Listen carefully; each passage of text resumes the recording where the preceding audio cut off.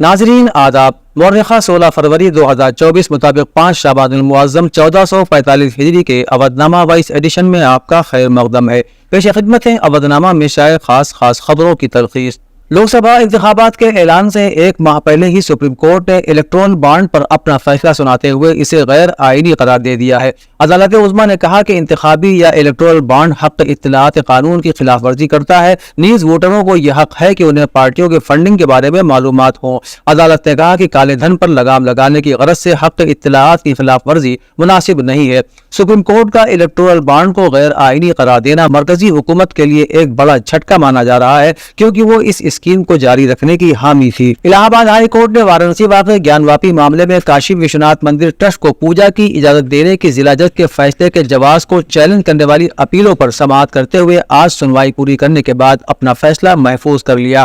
مسجد فریق کے سینئر وکیل SFA نقوی نے اپنی بحث میں دلیل دی کہ پوجا کے حق کے مطالبے کے ساتھ داخل سول مقدمے میں جواز طے کیے بغیر عبوری فیصلے سے فائدہ ریلیف دینا قانونی عمل کی خلاف ورزی ہے۔ تہخانے میں پوجا کی اجازت دے کر در حقیقت سول سوٹ قبول کر لیا گیا ہے۔ یہ بھی کہا گیا ہے کہ کوڈ آف سول پروسیجر کے سیکشن 152 کی خصوصی طاقت کو استعمال کرتے ہوئے عدالت اصل حکم کی نوعیت میں تبدیلی کا حکم نہیں دے سکتی۔ جھارکھنڈ میں زمین گھوٹالہ معاملے کے ملزم سابق وزیر اعلیٰ ہیمنت سورین کو مسلسل 13 دنوں کی پولیس ریمانڈ کے بعد جمعرات کو یہاں ED عدالت میں پیش کیا گیا۔ اس سے پہلے ED کورٹ نے 2 بار 5 دن اور 1 بار 3 دن کے پولیس ریمانڈ پر ہیمنت کو ED کو سونپا تھا۔ ریاست کے ایڈوکیٹ جنرل راجیو رنجن نے عدالت میں ہیمنت سورین کا موقف پیش کیا۔ ضروری کارروائی کے بعد ہیمنت سورین کو سینٹرل جیل کوٹوار جیل بھیج دیا گیا اور اب ان کی اگلی پیشی 22 فروری کو ہوگی۔ قابل ذکر ہے کہ ان کی پیشی ویڈیو کانفرنسنگ کے ذریعے ہوگی۔ ہیمنت سورین کو 31 جنوری کو پوچھ گچھ کے بعد گرفتار کیا گیا تھا۔ کانگریس کے سینئر لیڈر راہل گاندھی نے بھارتیہ جنتا پارٹی پر نفرت کی سیاست کرنے کا الزام لگاتے ہوئے کہا ہے کہ ہندوستان کے DNA میں محبت کی وجہ سے BJP اپنے منصوبوں میں کبھی کامیاب نہیں ہو پائے گی۔ بھارت جوڑو نیائے یاترا کے حصے کے طور پر جمعرات کو اورنگ آباد میں منعقدہ جلسہ عام سے خطاب کرتے ہوئے مسٹر راہل گاندھی نے کہا کہ ملک میں ہر روز ناانصافی ہو رہی ہے۔ جس معاشرے میں ناانصافی ہوگی وہاں تشدد اور نفرت ہوگی۔ BJP کے لوگ پورے ملک میں نفرت پھیلانے میں لگے ہوئے ہیں، لیکن ہندوستان کا DNA محبت کا ہے۔ ہندوستان کی سابق خاتون ریسلر ساکشی ملک نے ایک بار پھر احتجاج کی وارننگ دی ہے۔ ساکشی ملک نے ایک ویڈیو جاری کرتے ہوئے حکومت سے BJP کے رکن پارلیمنٹ برج بھوشن شرن سنگھ کے تمام ساتھیوں کو جلد از جلد برطرف کرنے کا مطالبہ کیا ہے۔ ایسا نہ کیے جانے کی صورت میں انہوں نے کہا ہے کہ دوبارہ احتجاج کیا جائے گا۔ ساکشی نے برج بھوشن سنگھ کے بیٹے کرن بھوشن سنگھ کو اتر پردیش ریسلنگ ایسوسی ایشن کا صدر بنائے جانے کی بھی مخالفت کی۔ انہوں نے کہا کہ میں ریسلنگ سے ریٹائر ہو چکی ہوں، لیکن میں برج بھوشن اور ان کے لوگوں کو فیڈریشن چلانے اور خواتین پہلوانوں کو ہراساں نہیں کرنے دوں گی۔ گزشتہ 10 برس کی طرح اس سال بھی جشن صبر و وفا اپنی دیرینہ روایات، آن بان اور شان سے بین الحرمین میں منعقد ہوا، جس میں ہندوستان اور پاکستان سے مشہور اور معروف شعراء کرام نے نذرانہ عقیدت پیش کیا۔ جشن کا آغاز تلاوت کلام پاک سے ندیم عباس نے کیا۔ مولانا سید شمیم الحسن نے امام حسین علیہ السلام کے انقلاب پر روشنی ڈالی اور اس کے بعد نظم کا سلسلہ شروع ہوا اور 2 کمسن مداح اہل بیت حسین علی صلی اللہ علیہ اور علی جعفری صلی اللہ علیہ نے زائرین سے اپنے حوصلوں کی داد و تحسین وصول کی اور جشن کا ماحول بنایا۔ ناظم جشن عرشی واسطی نے سلسلے کو آگے بڑھاتے ہوئے شاعر اہل بیت عزادار اعظمی کو دعوت دی۔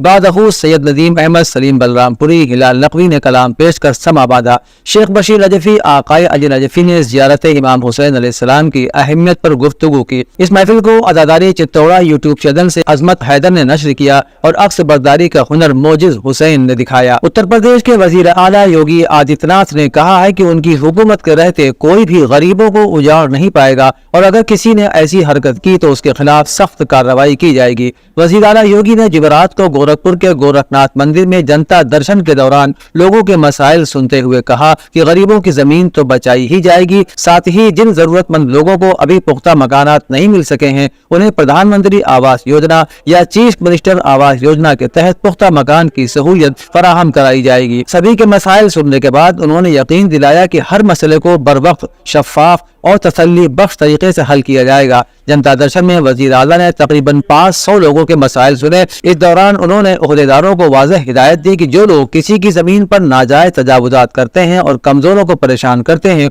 उन्हें किसी भी सूरत में बख्शा नहीं जाएगा और उनके खिलाफ सख्त तरीन कानूनी कार्रवाई अमल में लाई जाए। डॉक्टर सैयद शबीब रिजवी के इंतकाल पर प्रोफेसर रमा आजुर्दा ने अपने ताज़ियती पैगाम में कहा है कि डॉक्टर सैयद शबीब रिजवी आला पाये के मुआलिज, बुलंद पाया शायर, उर्दू, फारसी और अरबी जबानों में दस्तरस रखने वाले अदीब और मजहबी उमूर से वाकिफ एक शरीफुल नफ्स इंसान थे। हम लोगों का 50 बरस से ज्यादा का साथ रहा। खुदावंद आलम उनकी मग़फ़िरत फरमाए। वो एक अच्छे कातिब भी थे। मेरी एक अहम किताब मिर्जा सलामत अली दबीर के पहले एडिशन की किताबत उन्होंने बटर पेपर पर की थी।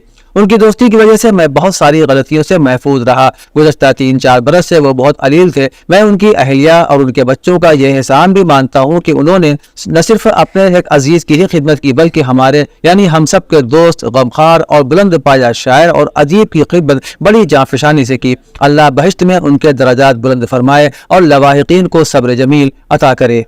अवधनामा के जहानुमा सफ़े के मुताबिक फ़लस्तीनी तहरीर हमास के सरबराह इस्माइल हुनिया ने कहा है कि हमास और इसराइल के दरमियान ऐसा मुआहिदा होना चाहिए जिसके नतीजे में गजा से इसराइली फ़ौज का इनखला हो और उसके बाद कैदियों की रिहाई मुमकिन हो सके। हमास के सरबराह ने इस अम्र का इजहार जुमेरात को अपने एक बयान में किया है। उनका यह बयान मंगल के रोज़ काहिरा में होने वाले मुज़ाकरात के बाद सामने आया है। मुज़ाकरात में अमरीकी, इसराइली हुक्काम के अलावा कतर और मिस्र के हुक्काम भी शरीक हुए थे और हमास की तरफ से सामने आने वाली शराइत का जायजा भी लिया गया। मिस्री हुक्काम ने मुज़ाकरात को मुस्बत करार दिया है। नेटो के सेक्रेटरी जनरल स्टोलनबर्ग ने इत्तेहाद के जनूबी हिस्से में तुर्किया के अहम किरदार पर जोर दिया है। मिस्टर बर्ग ने इन ख्यालात का इजहार नेटो के वज़राए दिफा के इजलास के मौके पर सहाफ़ियों से बातचीत करते हुए किया। सहाफ़ियों ने स्टोलनबर्ग को बताया कि यूरोपीय इत्तेहादियों को अमेरिका के साबिक़ सदर डोनाल्ड ट्रंप की आर्टिकल 5 को फ़आल करने की तजवीज़ पर तशवीश है। क्या इसका मतलब ये समझा जाए कि यूरोप में नेटो का खात्मा है?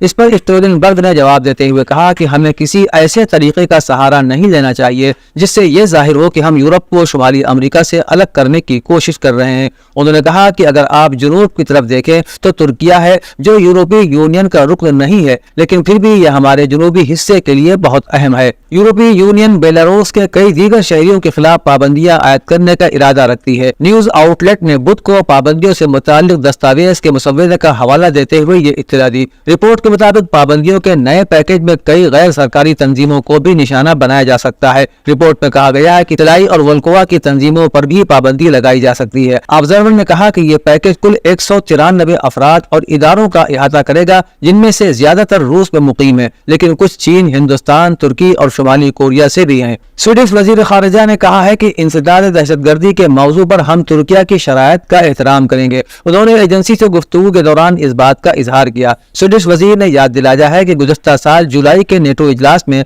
तय मुताबिकत के नतीजे में स्वीडन ने तुर्किया के साथ सलामती मुआहिदा तय करने की हामी भरी थी। उन्होंने कहा कि तय वादों को पूरा किया जाएगा। हम इंसदाद दहशतगर्दी के मौजू पर तुर्किया से करीबी ताउन करेंगे। उन्होंने मजीद कहा कि तुर्किया को अमेरिका से मिलने वाले F-16 तैयारों से नेटो के हाथ मजीद मजबूत होंगे। फ्रांस के सदर इमानुएल मैक्रोन ने इसराइली वजीर आज़म नेतन्याहू से फोन पर बात करते हुए कहा है कि गजा में इंसानी जानों का नुकसान और हलाकतें काबिल बर्दाश्त नहीं है, इसलिए लाजिमन जंग को रुकना चाहिए। रिपोर्ट के मुताबिक मैक्रोन ने फोन कॉल पर अब की बार अपना लहजा सख्त किया और रफा शहर पर इसराइली हमले के बारे में भी अपनी मुखालिफत का सख्ती से इजहार किया। इस बारे में उनका कहना था कि रफा पर हमला भी एक बड़ी सतह की इंसानी तबाही का सबब बनेगा, खित्ते में कशीदगी को नई ताकत देगा और इलाकाई अमन के लिए खतरा बनेगा। फ्रांसीसी सदर ने कहा कि जंगबंदी का मुआहिदा मुमकिन बनाना चाहिए और अब इसमें मजीद ताखीर नहीं की जानी चाहिए। अवधनामा में शाये मज़ामीन को मुकम्मल तौर पर पढ़ने के लिए अवधनामा की वेबसाइट